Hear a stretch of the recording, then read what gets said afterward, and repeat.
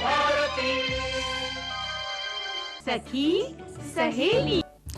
सभी सखियों सहेलियों को मंजू द्विवेदी और नेहा शर्मा का नमस्कार। तुम्हारे मन के क्या हालचाल है? भाई मेरे मन के हाल तो ठीक ठीक ही हैं। आज हम मन के मित्रों की बात कर रहे हैं, तो बात हम करेंगे, लेकिन तुमने बना के रखे कि नहीं मन के मित्र? मैं मन के मित्र खोज रही हूँ, कुछ एक आधी मिले हैं, अभी तो पूरे नहीं मिले। जी, उसके बाद मन के हालचाल और भी अच्छे हो जाएंगे। तो जी हाँ, हमारा आज जो विषय है ना मन के मित्र, वो यही होगा कि कौन से ऐसे मित्र हैं जिन्हें बनाया जाए ताकि हमारे मन का जो हाल है वो ठीक रहे, हमारा मन ठीक रहे, खुश रहे, स्वस्थ रहे, प्रसन्न रहे, है ना। और इसके अलावा एक प्रसन्नता मिलती है जब हम घूमने जाते हैं। तो भारतीय विरासत स्थल के अंतर्गत आज हम बात करने वाले हैं एलोरा की गुफाओं की, जो कि महाराष्ट्र में है। और थोड़ी हल्की फुल्की बातें भी होंगी। किस विषय पर? अप्रैल फूल पर बातें होंगी, क्योंकि आज 1 अप्रैल है। हाँ, अप्रैल का महीना शुरू हो चुका है, 1 तारीख है आज। तो इस दिन जो है विशेष तौर पर कुछ हल्के फुल्के हंसी मजाक किए जाते हैं। तो हमारा आज का जो विषय है बात का, वो ये होगा कि क्या आपने कभी किसी के साथ कोई मजाक किया है? क्या आपके साथ किसी ने मजाक किया है?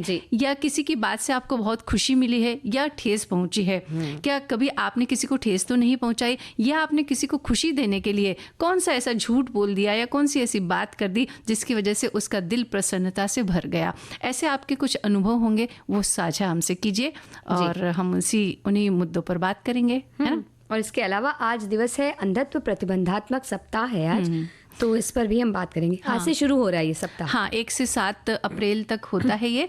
और आंखें जो है वो हमारे शरीर का बहुत ही मुख्य अंग है।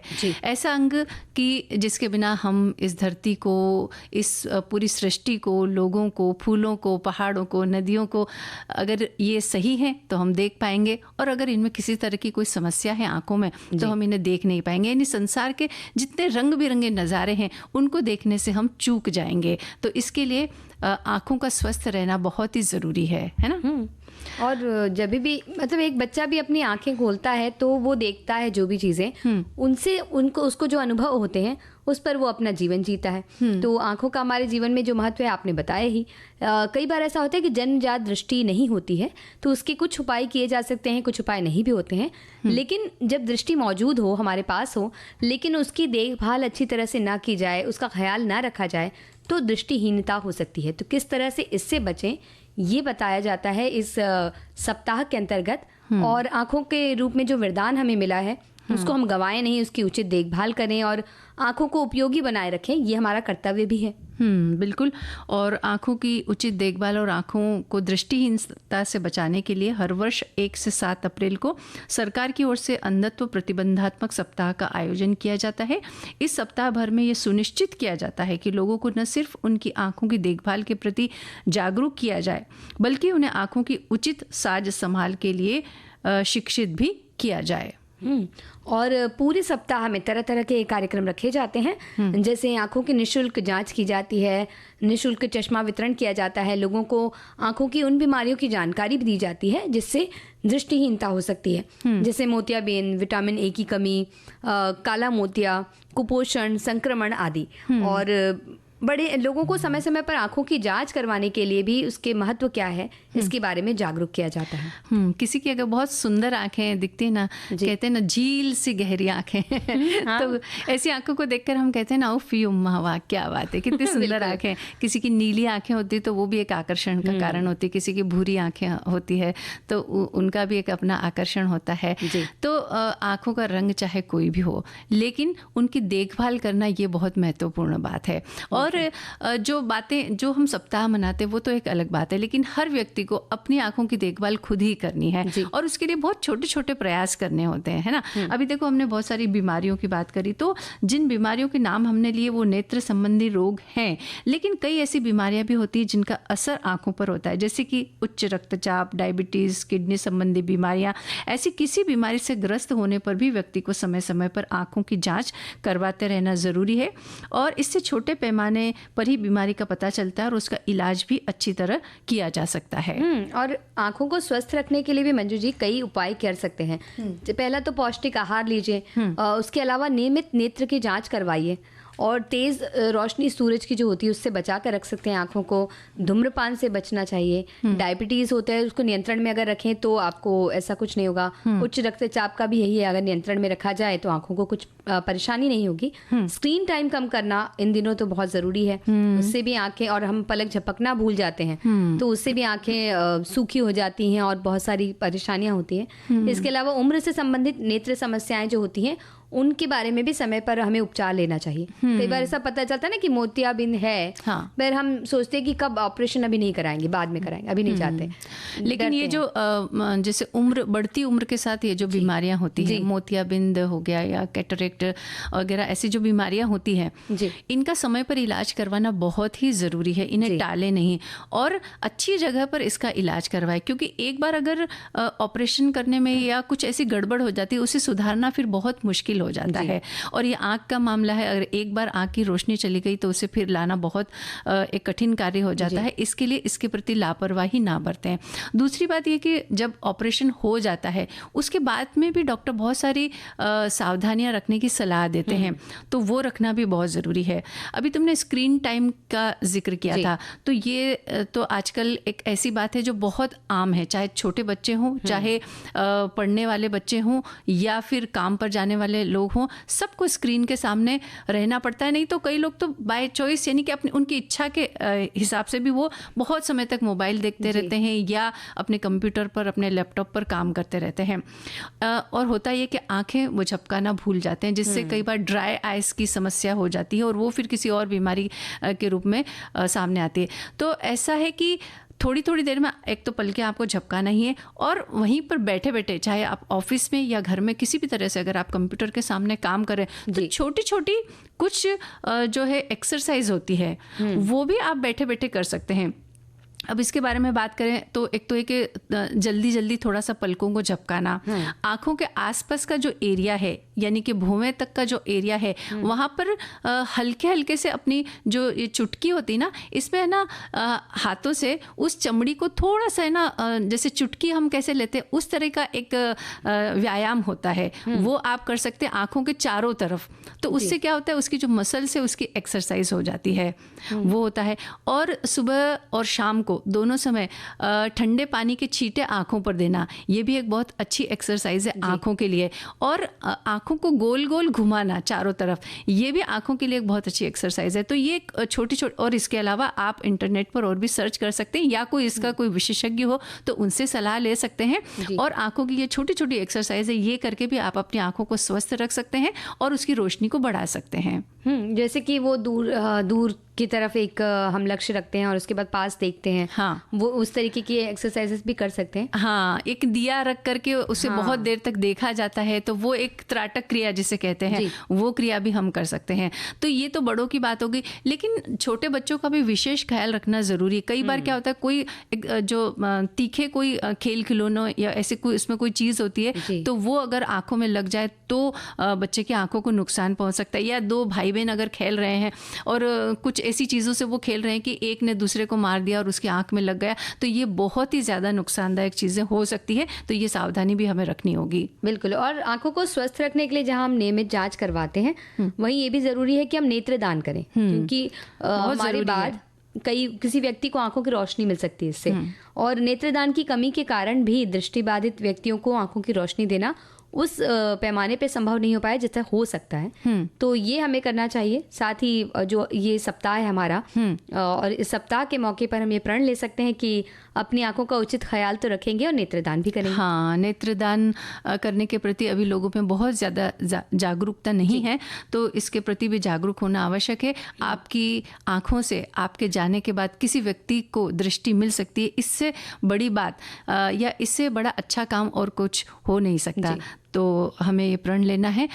हाँ, तो देखा नेहा तुमने, आंखों का काम देखना तो है ही, इसके साथ जो बातें हम कह नहीं पाते हैं, अपने मुंह से नहीं कह पाते, वो आंखें बयान कर देती है। ये भी एक काम है आंखों का। हमारे एक साथी लिखते हैं कि आंखों के स्वास्थ्य का महत्व खास तौर पर बच्चों में कम नहीं आंका जा सकता। 2024 में विश्व दृष्टि दिवस ने पहले से कहीं ज़्यादा जोर देकर कहा कि हमारी युवा पीढ़ी की पूरी क्षमता को सामने लाने के लिए आंखों के स्वास्थ्य संबंधी मुद्दों को संबोधित करना जरूरी ज़रूरी है। इस साल के अभियान के लिए ऊर्जा और समर्थन प्रेरणादायक रहा है और नतीजे खुद ही सब कुछ बयां करते हैं। 2024 में विश्व दृष्टि दिवस पर एक नया शोध जारी किया गया है जिसमें स्वास्थ्य, दृष्टि, शिक्षा प्राप्ति, खोए हुए स्कूली वर्ष, जीवन भर की कमाई और आर्थिक लाभ से निर्विवाद संबंध पता चलता है। और हमारे एक साथी कह रहे हैं कि हमारी दृष्टि एक अनमोल उपहार है जो हमारी अत्यधिक देखभाल और ध्यान की हकदार है। हालांकि एक गंभीर वास्तविकता है कि दुनिया भर में लाखों लोग दृष्टिहीनता से जूझ रहे हैं। जवाब में 1 से 7 अप्रैल के तक इस दृष्टिहीनता की रोकथाम के इस सप्ताह के रूप में से नामित किया गया है।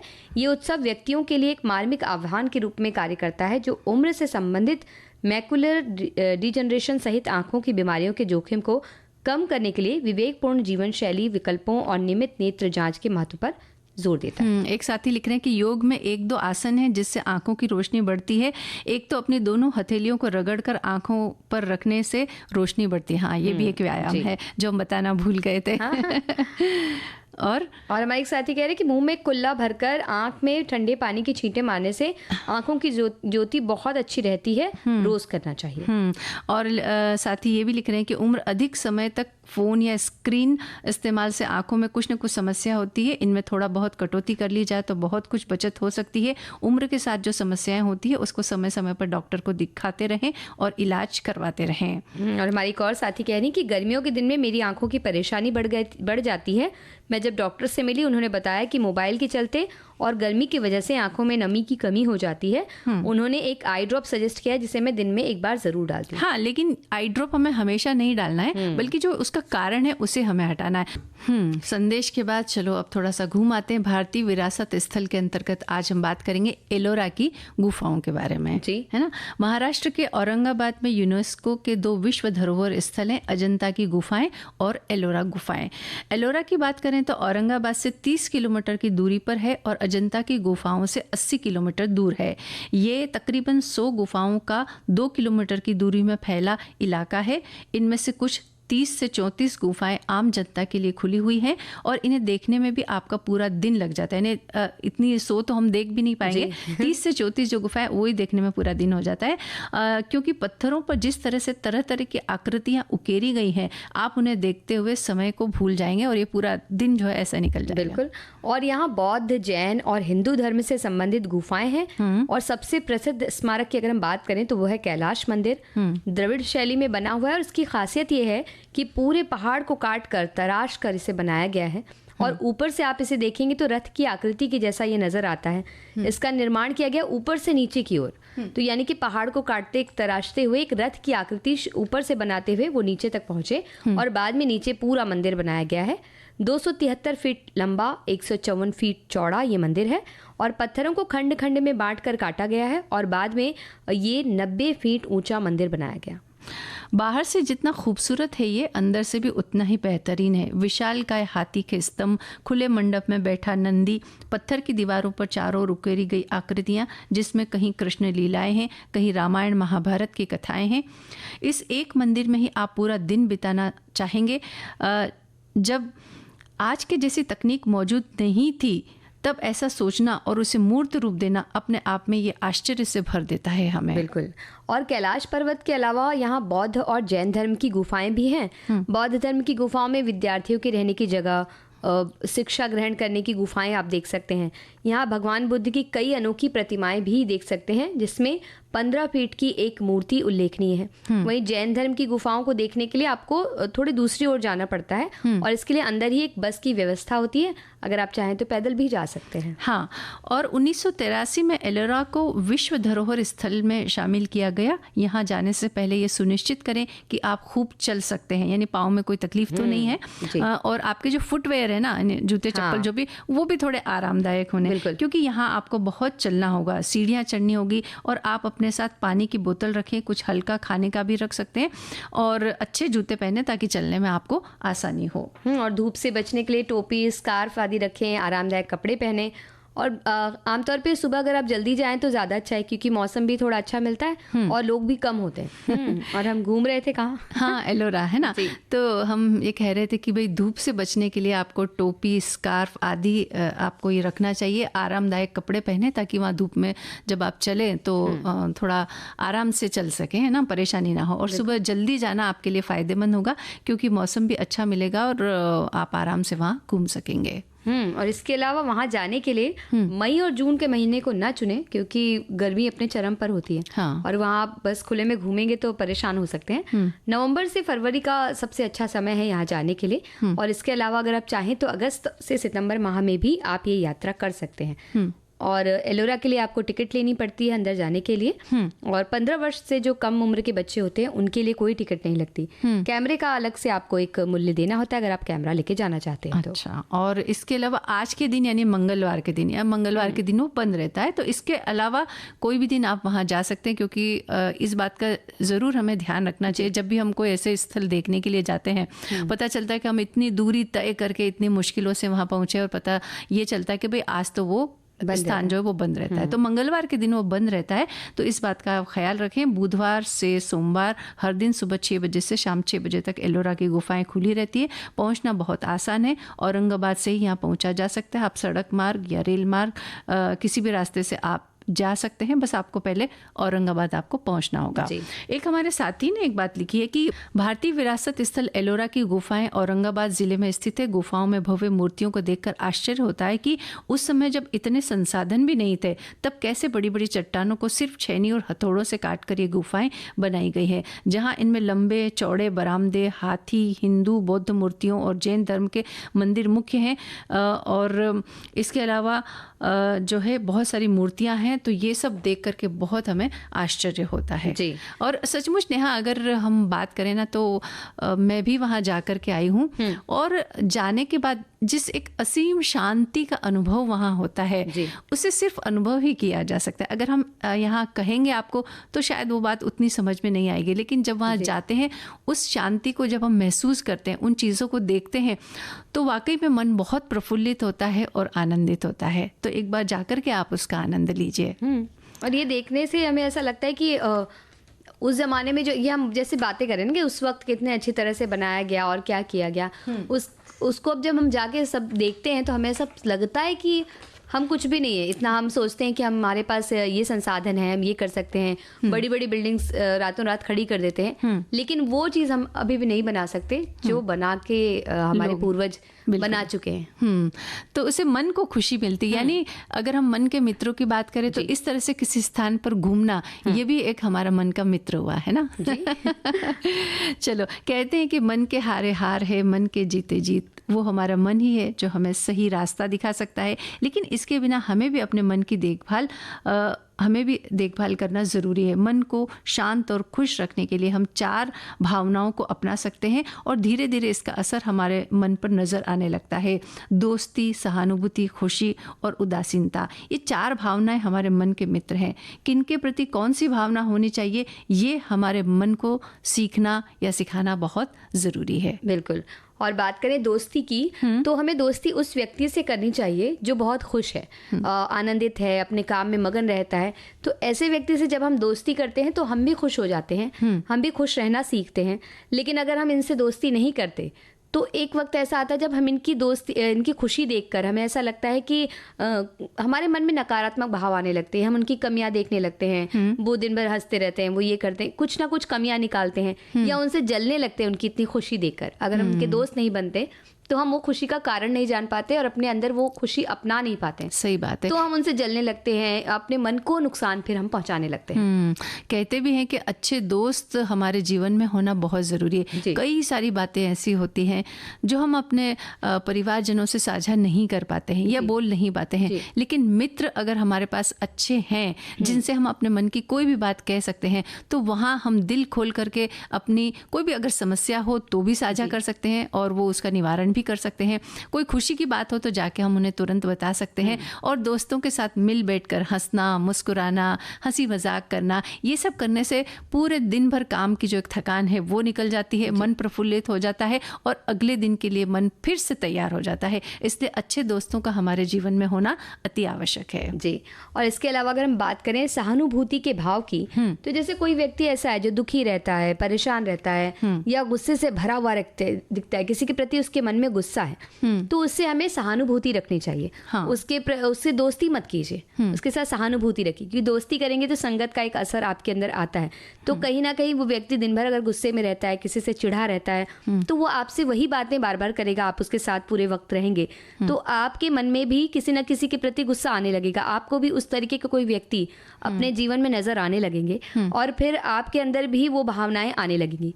इसकी बजाय अगर आपको कोई ऐसा व्यक्ति दिखता है तो आप उससे गुस्सा भी मत होइए, उससे पूरा बिल्कुल से बात नहीं करेंगे ऐसा भी नहीं, लेकिन उसके साथ आप सहानुभूति रखें पर एक निश्चित दूरी बनाकर रखें। हाँ। ताकि आप भी इस तरीके के जो भाव हैं उन्हें अपने अंदर न लाएं। हाँ, इस बात को हम दूसरे तरीके से ये भी समझ सकते हैं कि जैसे कोई व्यक्ति है, किसी बात से निराश है, कोई तकलीफ है, हो सकता है उसके जीवन में घर में कोई समस्या हो, क्योंकि हम प्रत्येक व्यक्ति के घर के अंदर या मन के अंदर क्या चल रहा है इस बात को तो नहीं जान पाते हैं, लेकिन ये जरूर समझ में आता है कि ये व्यक्ति दुखी है या इसको किसी चीज़ की आवश्यकता है, सहयोग की आवश्यकता है, तो उसे इस रूप में सहानुभूति हम ज़रूर रख सकते हैं कि उसकी समस्याओं को समझे और अगर कोई मदद हम कर सकते हैं, अगर हमारे बस में है, तो किसी तरह से उसकी मदद करके उसकी समस्या को दूर करने का, नहीं तो कम करने का प्रयास तो हम कर ही सकते हैं। इससे उसके मन को खुशी मिलेगी और उसकी जो समस्या है वो कम होगी, तो उसे भी लगेगा कि हाँ, मेरे आसपास कुछ ऐसे लोग हैं जो मुझसे प्यार करते हैं या मेरे लिए कुछ कर सकते हैं। तो आप दूसरे तरीके से उसके साथ सहानुभूति रख सकते हैं, है ना? बिल्कुल। और इसी तरह से अगर हम कहें आगे की जो भावना, खुशी की जो भावना है, तो अगर आपके आसपास कोई व्यक्ति अच्छा काम कर रहा है, बहुत प्रसिद्ध हो रहा है, बहुत नाम कमा रहा है, तो उसके लिए आप खुश होइए, क्योंकि अगर आप उसकी अच्छी आदतें क्या है उन पर नजर डालिए, उनके काम की तारीफ भी कीजिए, बस करने के लिए नहीं, खुले मन से तारीफ आप कीजिए। और अगर ऐसा करने की आप आदत डालते हैं अपने अंदर कि दूसरों की खुशी को देखकर आप खुश होते हैं और समय समय पर ये सोचते हैं, तो आपको समय पर याद भी आएगा। अगर आपका कोई ऐसा काम अटका तो आपको याद आएगा कि उस व्यक्ति ने कैसे उस काम को किया था, क्योंकि आपने उसकी वो अच्छाइयाँ देखी हैं, आपने उसके बारे में सोचा थोड़ा सा भी, तो आपके मन में वो बात आएगी और आपके अंदर भी वो गुण विकसित होंगे जिससे आप खुश रह सकते हैं, आगे बढ़ सकते हैं। लेकिन अगर आप उनसे खुश नहीं रहेंगे तो फिर वही बात आ जाएगी कि आप उनकी प्रसिद्धि देखकर आप परेशान होने लगेंगे, क्योंकि इन दिनों कई बार ऐसा कहते हैं कि अधिकांश व्यक्ति अपने दुख से दुखी कम होता है, दूसरे की खुशी से ज़्यादा दुखी हो जाता है कि वो इतना खुश है, उसके पास ये चीज़ें हैं, मेरे पास वो चीज़ें क्यों नहीं है, ये दुख का बड़ा कारण होता है। बिल्कुल। तो उसकी बजाय आप देखिए कि उसके पास ये चीज़ें हैं, कल को मेरे पास भी वो चीज़ें आ जाएंगी अगर मैं वैसा काम करती या करता हूँ तो। सचमुच नेहा, अगर हमें खुश रहना है तो पहले हमें दूसरों की खुशी देखना आना चाहिए, दूसरों की खुशी में खुश होना बहुत ज़रूरी। ये जो भावना है ना कि दूसरों की खुशी देख करके जलना, मुझे लगता है ये कहीं अगर किसी के मन में है तो वो खुद भी फिर दुखी ही रहेगा, क्योंकि उसके जीवन में चाहे बहुत सारी खुशियाँ हैं भी तो भी उन खुशियों का आनंद वो कम लेगा, बल्कि दूसरों की खुशी देख करके जो दुख उसे महसूस करता है वो, तो उसे उसके जीवन की सारी खुशियां भी चली जाती है। तो ये एक बहुत मतलब एक पूरी भावना कह सकते हैं मन की, और इस भावना को हमें मन से निकालना होगा। और वैसे ईश्वर से जब हम प्रार्थना करते हैं ना, अगर एक सच्ची प्रार्थना अगर हम करते हैं तो हम यही कहते हैं कि सबके सुख में मेरा सुख है, तो पहले दूसरों का कल्याण करो और फिर मेरा कल्याण करो। तो ये भावना अगर हमारे अंदर है तो निश्चित रूप से हमारे मन को भी खुशी मिलती ही है। और इसी तरह से चौथी भावना की अगर हम बात करें, उदासीनता, तो यदि कोई आदमी है जो बुरा काम करता है, कोई व्यक्ति ऐसा है, किसी से नफरत करता है या गुस्सा करता है, पूरे वक्त कमियां निकालता है, इस तरीके का नकारात्मक बातें करता है, तो हम उससे उदासीन रह सकते हैं। यानी कि हम उससे बात कर सकते हैं, बल्कि हमें वो अगर बिल्कुल पसंद नहीं आ रहा फिर भी हम उनसे बात कर सकते हैं, उन्हें बता सकते हैं कि ये जो आपकी भावनाएं हैं वो आपको नुकसान पहुंचा रही हैं, किसी और को नहीं।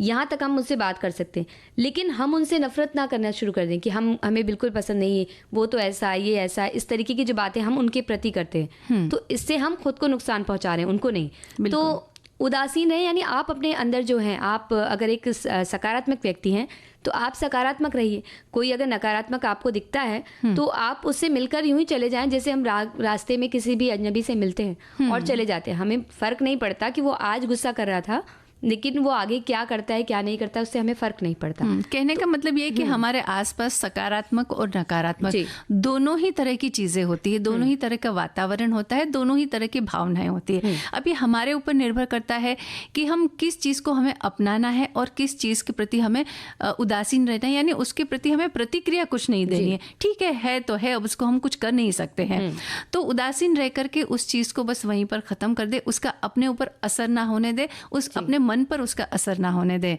ठीक है, लेकिन हम कुछ ऐसा करें कि चारों ओर जो है सकारात्मक वातावरण बन सके। अगर ऐसा प्रयास कर सके तो ये एक बहुत ही अच्छी बात होगी। नेहा, हमने अभी एलोरा की गुफाओं की बात की और ये जहाँ स्थित है, पहले उस शहर का नाम औरंगाबाद था, लेकिन अब वो जगह का नाम है छत्रपति संभाजी नगर। तो थोड़ा सा हमें अब मतलब शहरों के जब नाम बदलते तो थोड़ा कुछ समय तक बोलने में हमें ज़ुबान पर नहीं आते हैं, लेकिन अब हमें उसकी आदत डालनी होगी कि उस जगह का नाम है अब छत्रपति संभाजी नगर, है ना।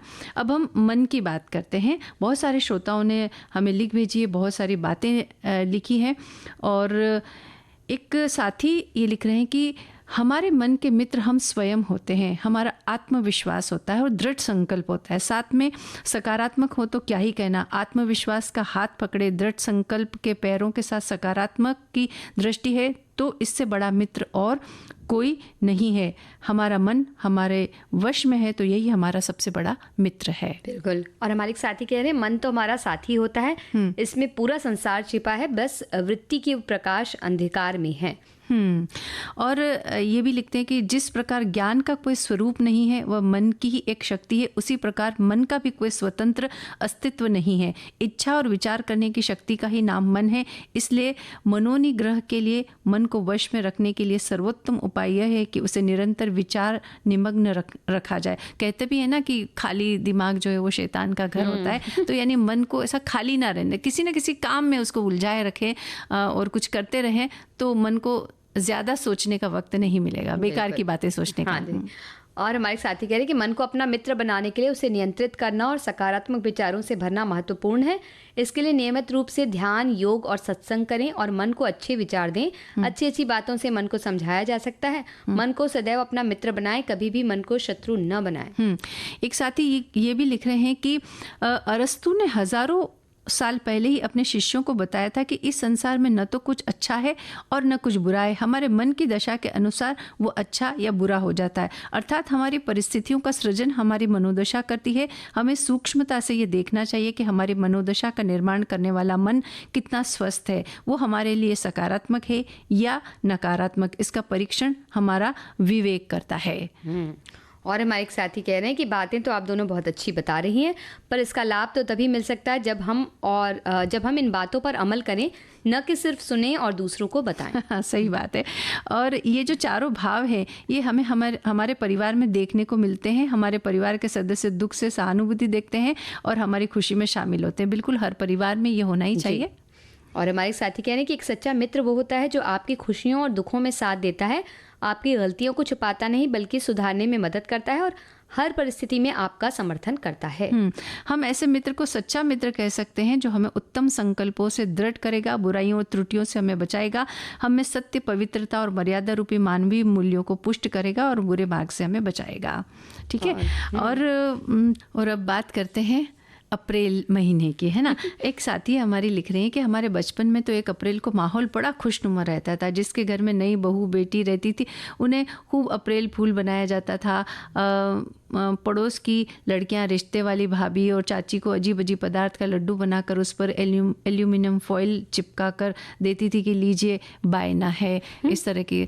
लेकिन हमारा यहाँ ये कहना है कि आप ऐसी कोई वस्तु खाने के लिए मत दीजिए कि जिससे किसी को कोई नुकसान हो। मजाक अपनी जगह ठीक है, लेकिन किसी के लिए अगर किसी भी तरह से वो नुकसानदायक है तो ऐसा मजाक हमें नहीं करना है और ऐसी चीज़ खाने के लिए भी नहीं देना है। हमारे साथी बता रहे हैं कि भाई वो दिन आज का ही दिन है, अप्रैल फूल का। वैसे करने वाले लोग आज का दिन कभी भी ला सकते हैं, किंतु जैसे होली पर सब कुछ छूट रहती है वैसे ही आज का दिन मनाने वाले लोग अपने लिए खुले लाइसेंस के समान समझा करते हैं और मनमानी करने से नहीं डरते। अब अपने समाज की अनोखी विडंबना है कि हम खुले लाइसेंस पर अपनी मनमानी के प्रयासों में उतर कर अर्थ का अनर्थ करने से भी नहीं चूकते। हाँ, तो ये भी हमें नहीं करना है ना। मजाक ऐसा करना है कि जिससे किसी को बिल्कुल भी नुकसान ना हो, इस तरह का मजाक करना है। और ये भी लिखा है कि एक दूसरे से मस्ती मजाक किया जाता है, क्या बड़े और क्या छोटे, सभी इस दिन एक दूसरे की चुटकी लेने से खुद को रोक नहीं पाते हैं। परिवार, रिश्तेदार और दोस्तों के साथ 1 अप्रैल को की गई शरारत सबके चेहरे पर मुस्कुराहट ला देती है। अप्रैल फूल बनाया, बड़ा मज़ा आया, या तो उनको गुस्सा आया, जैसे जुमलों के लिए इस दिन का शरारती लोगों को बेसब्री से इंतज़ार रहता है। तो ठीक है, ऐसा मजाक थोड़ा बहुत किया जा सकता है जिससे किसी के चेहरे पर खुशी आ जाए। और हमारे साथी कह रहे हैं कि अप्रैल फूल एक ऐसा दिन है जब दोस्तों और परिवार वालों के साथ लोग मजाक करते हैं, एक दूसरे को मजाक के अलावा चुटकुले भी सुनाते हैं। जब वो ऐसा करने में कामयाब हो जाते हैं तो अप्रैल फूल कहते हैं। और अप्रैल फूल बनाइए, पर इस बात का ज़रूर ध्यान रखें कि हमारी थोड़ी सी मस्ती से किसी को ठेस न पहुँचे। हम मस्ती करके किसी के चेहरे पर मुस्कान भी ला सकते हैं, और बस यही हमें करना है। यही बात इन्होंने लिखी है कि मतलब किसी को खुशी दें। जी, हमारे को साथी कह रहे हैं कि अप्रैल फूल कई बार बनाता था मैं भी। मेरे पिताजी भी, वो अपने ऑफिस में बड़े अफसर को ऐसे अप्रैल फूल बनाया कि वो अपने ऑफिस से घर जाने के बाद आए ही नहीं। नहीं, ऐसा भी नहीं करना है। और बात उस समय की है जब मेरी पोस्टिंग गांव में स्कूल में थी, और मैं वहीं स्कूल के पास में कमरा लेकर रहती थी। सवेरे का स्कूल था, स्कूल का टाइम हुआ नहीं था, मैं घर ही थी। इतने में एक लड़की दौड़ती हुई आई, बोली मैडम एक लड़की छत से गिर गई। फटाफट जल्दी से तैयार होकर स्कूल जाने लगी। जाने की जल्दी और हड़बड़ाहट में साड़ी पैर में उलझ गई, और मैं घर पर ही 2-3 दिन सीढ़ियों से पैर स्लिप हो जाने से गिर गई। फिर भी जाकर देखा तो वहाँ कोई लड़की नहीं गिरी थी। तो देखिए ये कितना बड़ा नुकसान हो सकता है। तो इन बातों का हमें ख्याल रखना, ऐसा मजाक हमें बिल्कुल भी नहीं करना है। कार्यक्रम का समय समाप्ति की ओर है, तो अब आज्ञा दीजिए आप सभी को। मंजू द्विवेदी और नेहा शर्मा का नमस्कार।